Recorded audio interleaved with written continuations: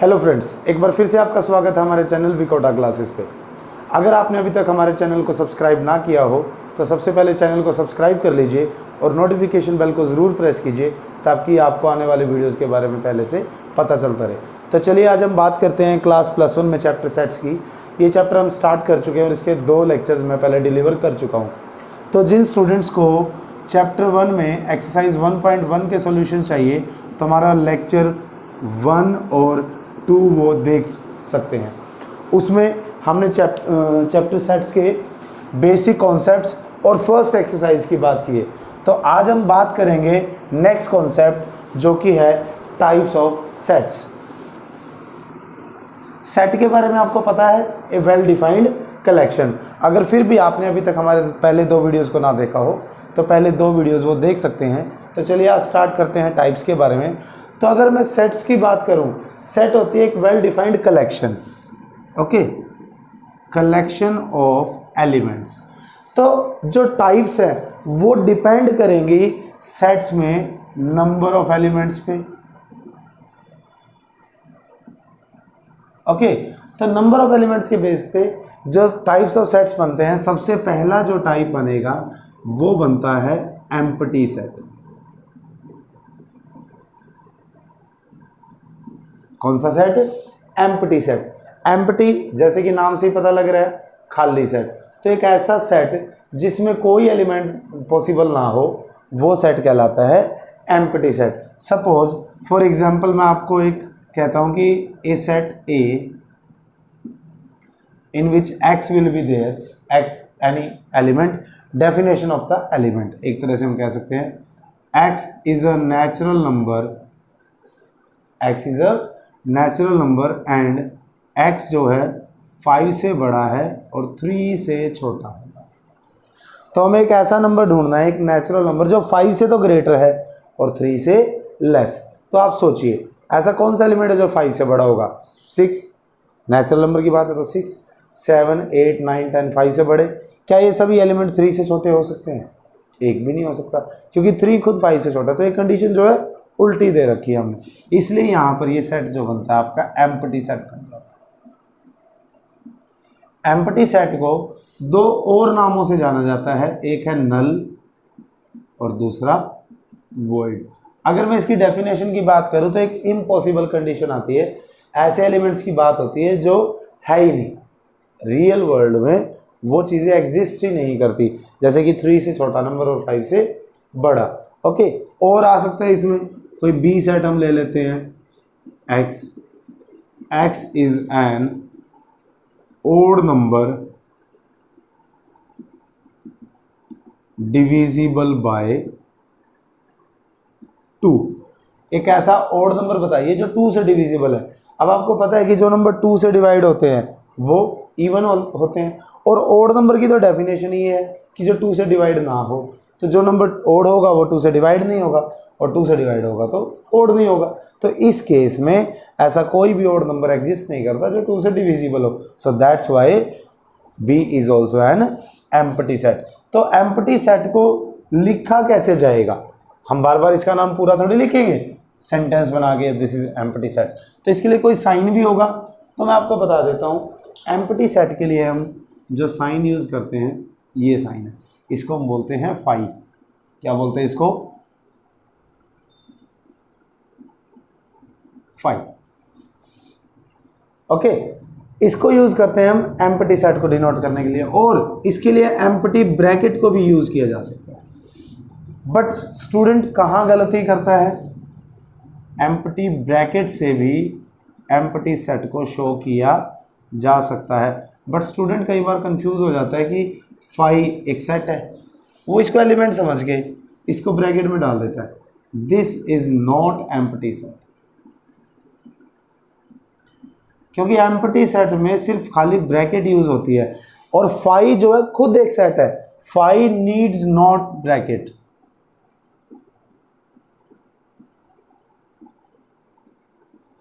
तो स्टूडेंट का ये कंफ्यूजन भी मैं यहां से दूर कर रहा हूं कि फाई को विद ब्रैकेट लिखना है या without bracket.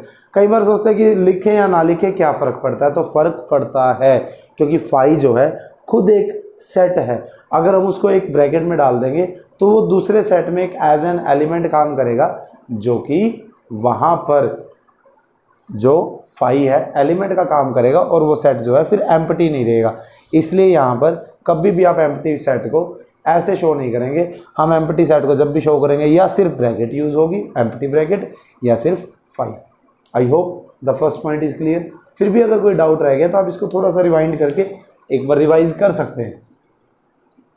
Okay, so next second, empty के नेम्स भी आपको याद रहने चाहिए। नल सेट की अगर मैं बात करूं, नल सेट क्या होता है, कई बार पूछ लेते हैं कि 4 सेट दे दिया आपको, which of the following is a null set, तो स्टूडेंट्स को पता ही नहीं होता। तो नल सेट जो है एम्प्टी का ही एक दूसरा नाम है। इसके लिए वॉइड भी यूज होता है, वॉइड सेट। ओके, तो चाहे एम्प्टी सेट पूछा हो, नल सेट हो या वॉइड सेट हो, ये सभी एक ही बात को इशारा करेगा। ओके, तो बात करते हैं नेक्स्ट।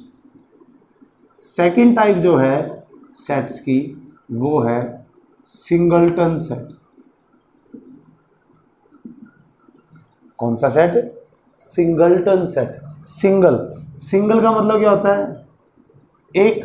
तो इसका मतलब है एक ऐसा set, the set that contains exactly one element is called singleton set। एक ऐसा सेट जो एग्जैक्टली सिर्फ एक ही एलिमेंट जिसमें हो वो कहलाता है singleton set. Suppose x is an even prime number। x एक इवन प्राइम नंबर है। इवन नंबर कौन से होते हैं? जो 2 से डिविजिबल हो। और प्राइम नंबर क्या होते हैं? जो सिर्फ इटसेल्फ, खुद से डिविजिबल हो और किसी से ना हो। तो 2 जो है वो इन दोनों कंडीशंस को क्वालिफाई करता है। ओनली 2, ओनली 2 ऐसा एलिमेंट है जो इन दोनों कंडीशंस को क्वालिफाई करता है। इवन नंबर जो है वो 2 से डिविजिबल होते हैं। 2 से डिविजिबल होगा तो 2 इज द इवन नंबर। और प्राइम नंबर क्या होते हैं? जो खुद से और 1 से छोड़ के और किसी से डिवाइड ना हो। तो 2 जो है वो सिर्फ अपने आप से डिवाइड होता है, 2 प्राइम भी है। तो यहां पर एक नई कंडीशन आती है, even prime. 2 is only even prime number. बाकी जितने इवन नंबर्स हैं वो 2 से डिविजिबल है, इसलिए उन पे प्राइम नंबर्स की कंडीशन नहीं आती। और जितने भी प्राइम नंबर है वो किसी से भी डिवाइड नहीं होंगे, तो इसका मतलब 2 से भी डिवाइड नहीं होंगे, इसलिए वो इवन की कंडीशन को फुलफिल नहीं करते। So that's why 2 is the only even prime number. 2 is the only even prime number. तो ये सेट कैसा हुआ? सिंगलटन, क्योंकि इसमें सिर्फ एक एलिमेंट है। इसी तरीके से किसी में सिर्फ 5 है, 5 है। Yes, 5 can be used as an element. कोई भी सेट जो है वो एक एलिमेंट के तौर पे यूज हो सकता है। सपोज कि मैं कोई एक सेट ले रहा हूँ, P सेट है और इसमें A B C D E काफ़ी सारे एलिमेंट्स है, और ये एलिमेंट जो है अपने आप में एक सेट है। 5 डिफरेंट सेट्स को इकट्ठा करके एक सेट में डाल दिया तो again this is a new set. And these sets, इनका बिहेवियर जो है लाइक एलिमेंट है। These are the sets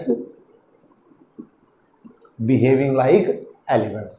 A set can behave like an element, but an element not a set. Okay? Element set तभी कहलाएगा जब वो set की condition को क्वालिफाई करेगा, जरूरी नहीं है। ओके,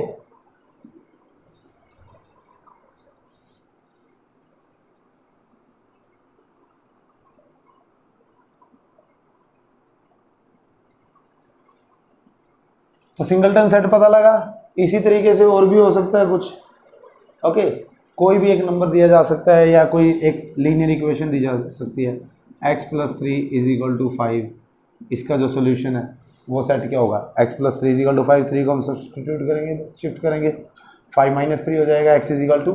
तो x = 2, 1 वैल्यू है ओनली x की सिंगल वैल्यू है, तो ये सिंगलटन सेट है।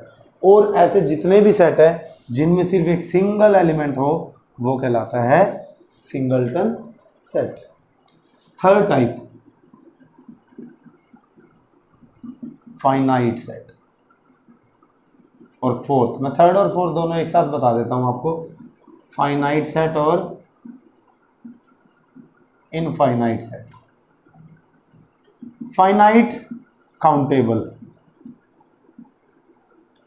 Infinite uncountable. एक ऐसा सेट है जिसके बारे में आपको ये पता हो कि ये कहाँ से स्टार्ट है और कहाँ पर फिनिश, जिसका आप काउंट कर सकते हैं, गिन सकते हैं, वो कहलाता है फाइनाइट सेट। और जिसको आप काउंट नहीं कर सकते वो कहलाता है इनफाइनाइट सेट। ओके, तो फाइनाइट सेट में जैसे कि सपोज मैं एक एग्जांपल दे रहा हूँ आपको, कितने एलिमेंट्स है इसमें, नंबर ऑफ एलिमेंट्स। तो इसको मैं ऐसे शो करेंगे, एन ऑफ ए का मतलब नंबर ऑफ एलिमेंट्स। तो इसको कैसे शो करेंगे, एन ऑफ ए से। तो कितने एलिमेंट्स है इसमें, 5, एक फाइनाइट नंबर है। ओके, तो this is the finite set. Infinite set जिसमें आपको ये ना पता हो कि ये कहाँ से शुरू हो रहा है, या ये ना पता चल रहा हो कि ये कहाँ तक जाएगा, मतलब आप काउंट ही नहीं कर सकते, अनकाउंटेबल है, ज़्यादा है। सपोज कि कोई लिमिट ही नहीं दे रखी जिसकी 1 2 3 4 5 6, देखने से पता लग रहा है कि नेचुरल नंबर्स हैं, तो नेचुरल नंबर 1 2 3 4 5 6 7 8 9 10 100 1000 लैक्स करोड़, कहाँ तक जाएंगे आप, कोई इसका एंड पॉइंट नहीं है। So this is the infinite set, this is the finite set. अगर मैं बात करूं सिंगलटन सेट की, सिंगलटन सेट फाइनाइट है या इनफाइनाइट? हाँ जी, सिंगलटन कितने एलिमेंट्स होते हैं इसमें, 1 काउंट किया जा सकता है, तो this is finite set. Okay, इसी तरीके से एम्प्टी सेट फाइनाइट, 0 है ना, पता है हमें, नंबर ऑफ एलिमेंट्स पता है, नंबर ऑफ एलिमेंट्स जिसके पता लग सकते हैं वो फाइनाइट है, जिसके नहीं पता लग सकते वो इनफाइनाइट है। तो ये 4 जो है टाइप्स हैं हमारे पास कि नंबर टाइप्स ऑफ सेट जो हैं नंबर ऑफ एलिमेंट्स के बेस पे, कि एम्प्टी सेट जिसमें कोई एलिमेंट नहीं है, इसको नल भी बोलते हैं और वाइड भी, सॉरी वॉइड। सिंगलटन जिस सेट में सिर्फ एक एलिमेंट हो।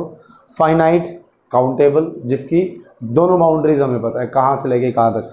खासकर ये स्टूडेंट कहाँ कंफ्यूज होता है, सपोज मैं एक सेट आपके सामने लिखता हूँ, इसमें टाइप ऑफ जो नंबर्स हैं वो भी बहुत इंपॉर्टेंट रोल प्ले करते हैं। स्टूडेंट बहुत कंफ्यूज हो जाते हैं छोटी छोटी चीज़ों को लेके, बेसिक नॉलेज तो आ जाती है, जो मेन पॉइंट्स है वो याद रखते हैं, लेकिन कहीं ना कहीं छोटे से पॉइंट को हम लूज कर देते हैं और उसके बेस पे काफ़ी सारे कन्फ्यूजन्स क्रिएट हो जाते हैं। जैसे कि सपोज मैं आपके सामने 2 सेट लिख रहा हूँ,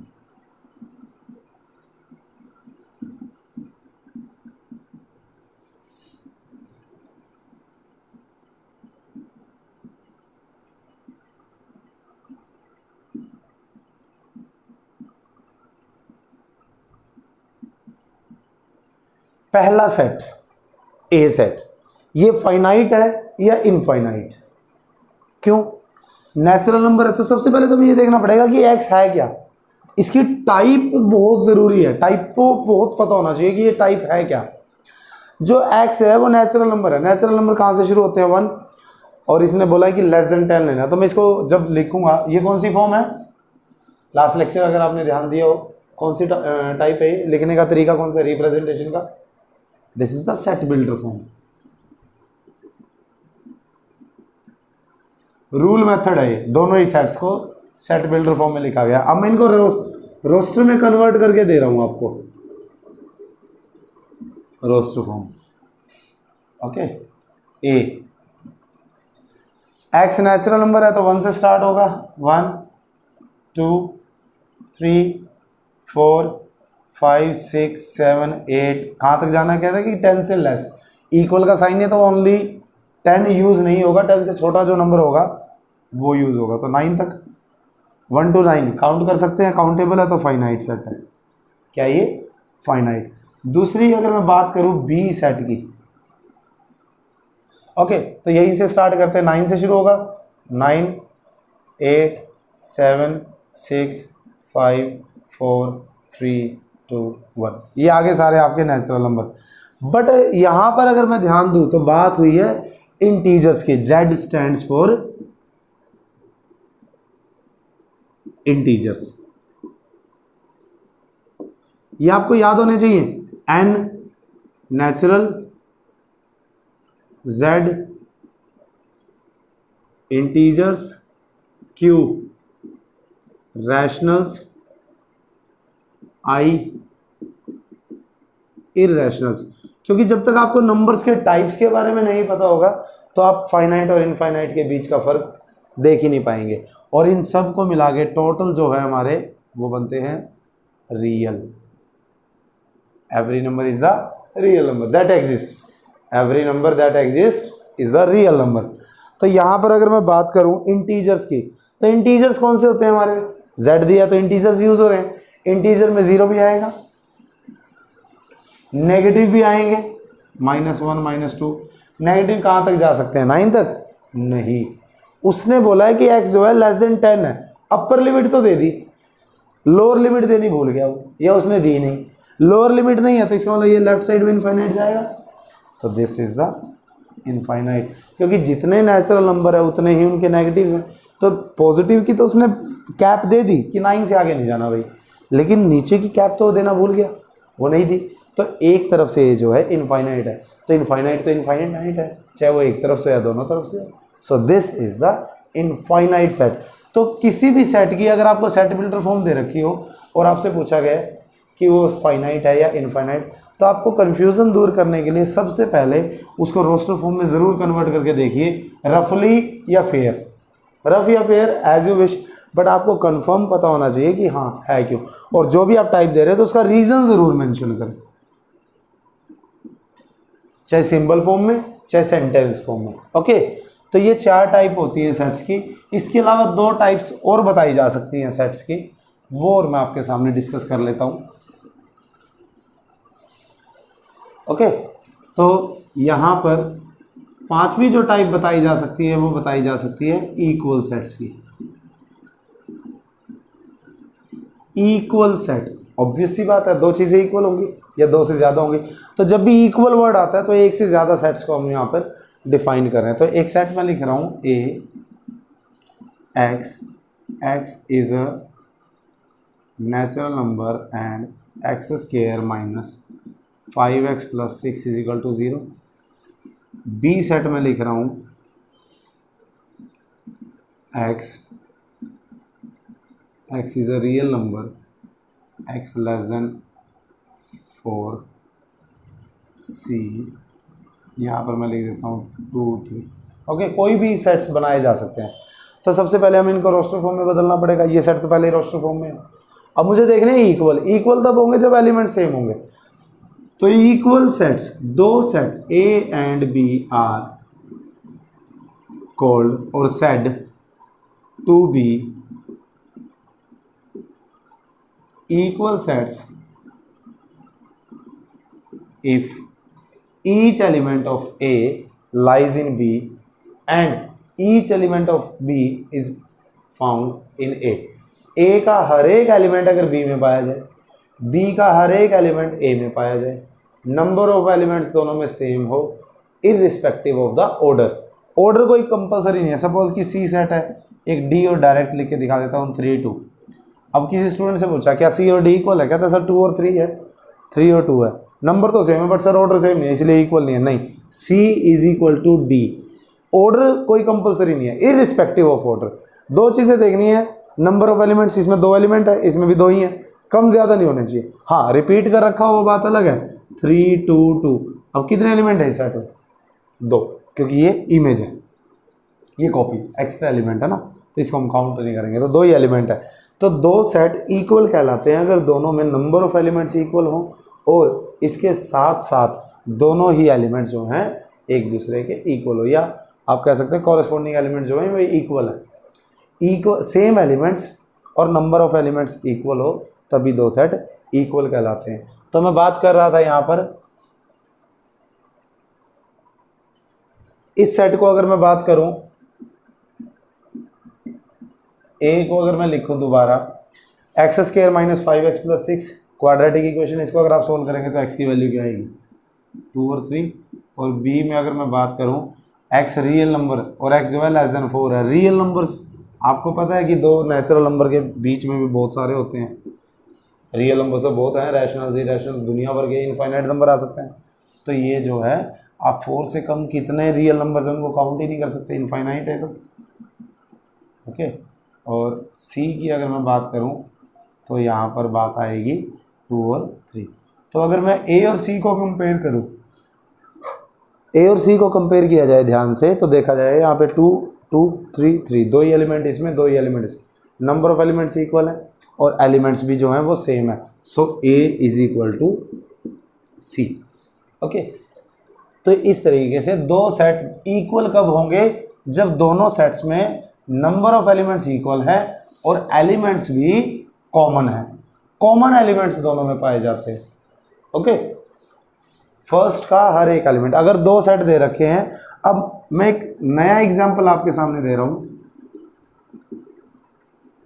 इक्विवेलेंट सेट्स। सपोज कि एक सेट है ए 2 3 5 और बी सेट है 2 3 4। क्या ये दोनों सेट्स इक्वल है? नहीं। क्यों? 2 और 2 इक्वल है, 3 और 3 इक्वल है, बट थर्ड एलिमेंट जो है, जो ए में है वो बी में नहीं है और जो बी में है वो ए में नहीं है, तो इन दोनों सेट्स को इक्वल नहीं कहा जा सकता। बट अगर मैं देखूं कि number of elements in A 3 है और number of elements in B भी 3 है, तो नंबर ऑफ एलिमेंट्स इक्वल है दोनों में, इसलिए ये सेट जो हैं इक्विवेलेंट सेट्स है। तो इक्विवेलेंट सेट्स में एलिमेंट्स कॉमन नहीं होते दोनों में, सारे नहीं होते, कुछ हो सकते हैं, नहीं भी हो सकते हैं, बट नंबर ऑफ एलिमेंट्स जो है दोनों सेट्स में इक्वल है। तो इन दोनों में डिफरेंस करना बहुत ज़रूरी है। इक्वल सेट्स का मतलब है कि दो सेट ऐसे जिनमें कॉमन एलिमेंट्स हैं, पहले के सभी एलिमेंट दूसरे में पाए जाएं, दूसरे के सभी एलिमेंट्स पहले में पाए जाएं और दोनों ही सेट्स में नंबर ऑफ एलिमेंट्स इक्वल हो, तो कहलाता है equal sets. But equivalent sets की बात कर रहे हैं, इक्विवेलेंट सेट्स में दोनों में नंबर ऑफ एलिमेंट्स इक्वल है, एलिमेंट्स भले ही कॉमन हो या ना हो। So this is the finally types of the sets. तो आप इस वीडियो को दोबारा देख सकते हैं और रिवाइज करना चाहें तो आप इसको एक बार फिर से देख लीजिए और आपका रिवीजन भी हो जाएगा। और इस मेथड के बेस पे आप एक्सरसाइज 1.2 एनसीईआरटी बुक में और प्राइवेट पब्लिकेशन बुक्स में भी आई थिंक यही ऑर्डर होगा, एक्सरसाइज 1.2 के जितने भी क्वेश्चंस आप इस बेस पे कर सकते हैं। इसके बेस पे काफ़ी सारे क्वेश्चंस हो सकते हैं आपके पास। इसमें टाइप्स काफ़ी बनाई जा सकती है। मैच द फॉलोइंग हो सकता है कि एक कॉलम में कुछ सेट्स दे दिए जाएं, ओके, दूसरे कॉलम में कुछ सेट्स दे दिए जाएं, यहाँ पर सेट बिल्डर फॉर्म्स है, यहाँ पर रोस्टर फॉर्म है, और पूछता है कि which are the equal sets, तो आपको वो कंफर्म करना है।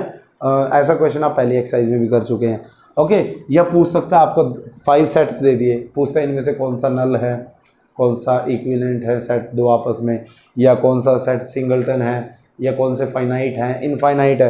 तो डिफरेंट टाइप्स ऑफ क्वेश्चंस यहाँ पर बनाए जा सकते हैं। तो सबसे पहले आपको अगर सेट बिल्डर फॉर्म में कोई सेट दे रखा है तो उसको रोस्टर फॉर्म में कन्वर्ट कीजिए, उसके बाद ही उस पर आप फाइनली देखिए ये कैसा होता है। इसके अलावा फिर भी आपको कोई डाउट रहता है तो आप हमारे चैनल में कमेंट, इस वीडियो के कमेंट सेक्शन में कमेंट कर सकते हैं। आपकी प्रॉब्लम का सोल्यूशन आपको मैं भेजने की पूरी कोशिश करूँगा। तो अगर आपको हमारा वीडियो पसंद आया हो तो please like and share the video and subscribe करना ना भूलें चैनल को, and ask your friends also to subscribe the channel so that they can also get the videos. Thank you and have a nice day.